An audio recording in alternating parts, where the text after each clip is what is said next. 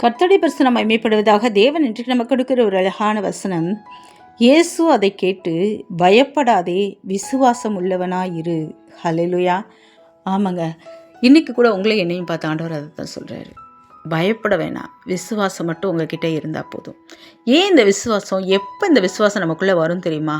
நான் விசுவாசிக்கிறவர் இன்னார் என்பதை நீங்கள் அறிந்திருக்கும் போது தான்.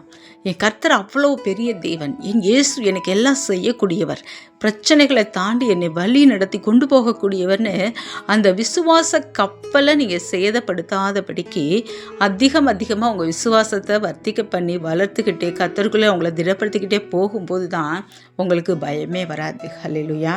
ஒரு வேளை வாழ்க்கையில் நீங்கள் பயந்து இருக்கும்போது ஆண்டவர் இன்னைக்கு உங்களை பார்த்து சொல்கிறாரு, ஆண்டவரே நான் பயப்படும் நல்ல உண்மை நம்புவேன் தாவீது சொன்னது போல் நீங்கள் அவரை நோக்கி கூப்பிடணும் அப்படின்னு சொல்லிட்டு. அது மட்டும் இல்லை, நீங்கள் விசுவாசமாக இருந்தீங்கனாலே போதும், பயம் உங்களை விட்டு போயிடும். ஆமேன்.